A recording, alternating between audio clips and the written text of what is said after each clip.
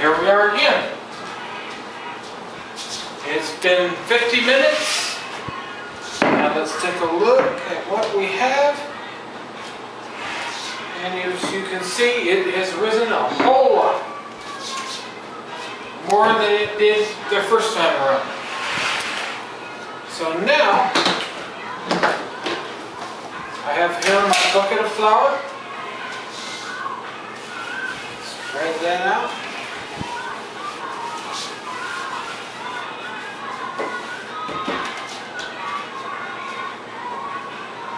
Don't be afraid to get messy.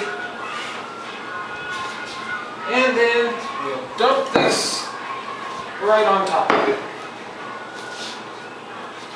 Spread some flour on there.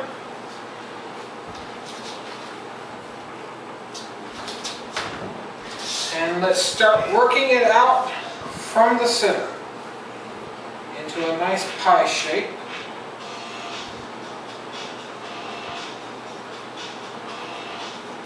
Our ultimate goal is to fit that.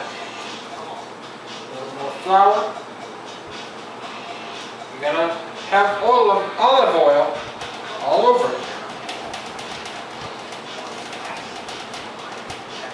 And the flour will help absorb it and make it into your pizza.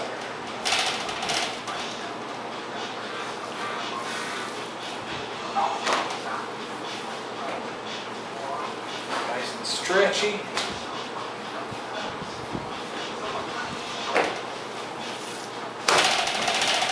It's a little too olive oily, so we'll flip it. Put a little more flour on it.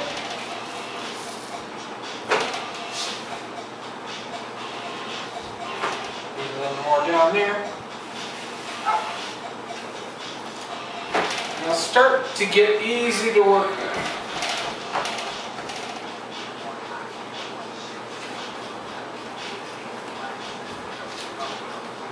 Put it back into a ball there.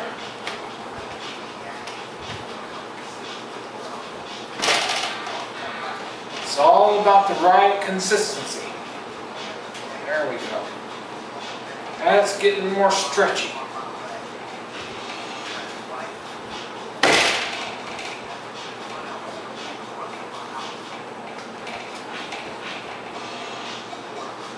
Yeah.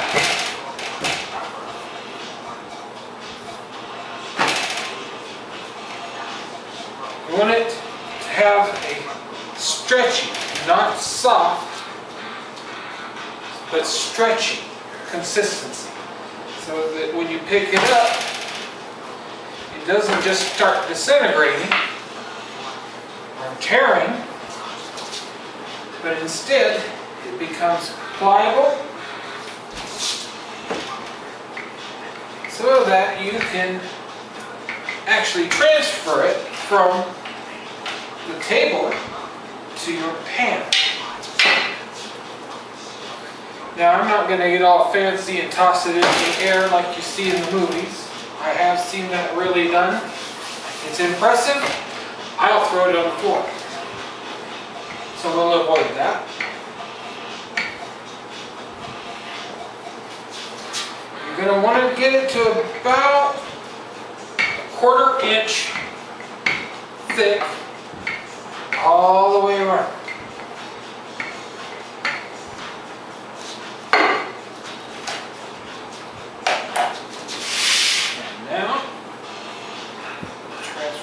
Here.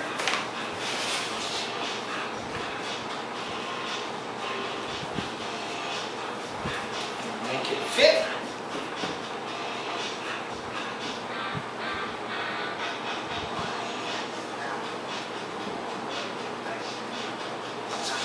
Just roll it a little bit, stretch it on other places.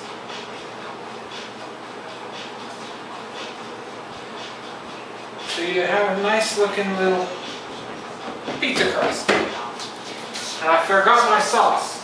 So, gotta run to the fridge.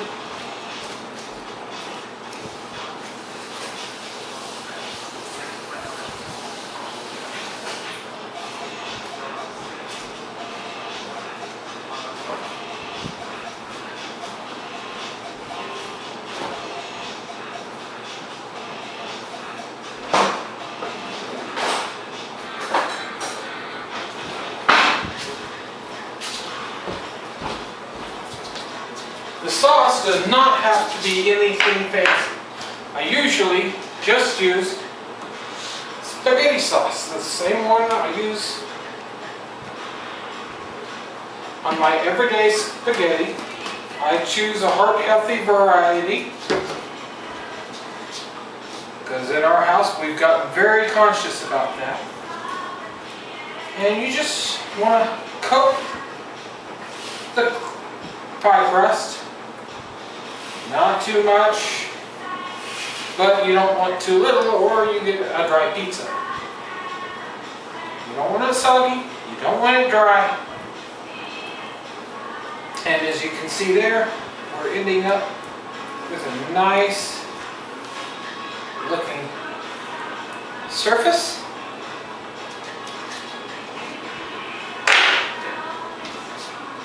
And now, mozzarella cheese, all natural, no additives, no chemicals, just cheese.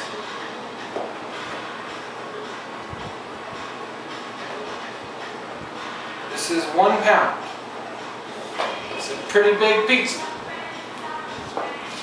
And I don't make them skimpy like you end up getting from some places. I won't name them because they'll get mad and sue me and things.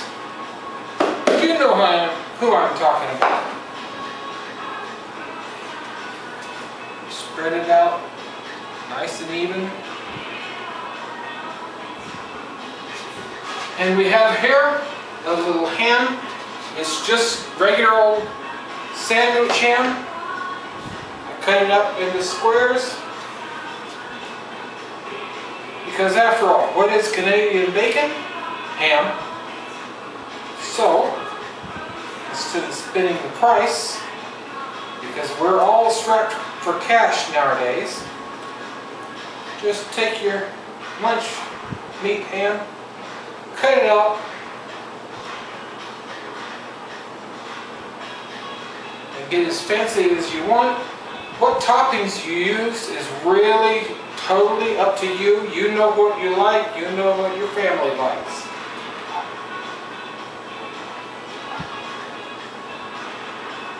I like most pizza, except for the peanut butter pizza. I tried that once. It was awful. A lot of people were scarfing it down, loving it. I don't get the appeal, but they liked it, so more power to them.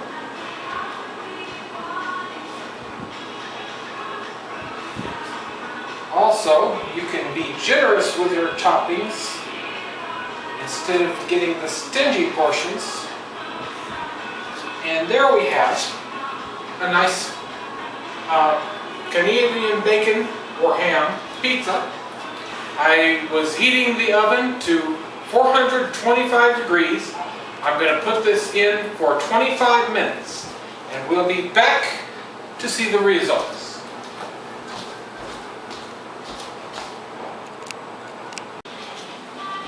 And here we have it. One large, delicious looking pizza.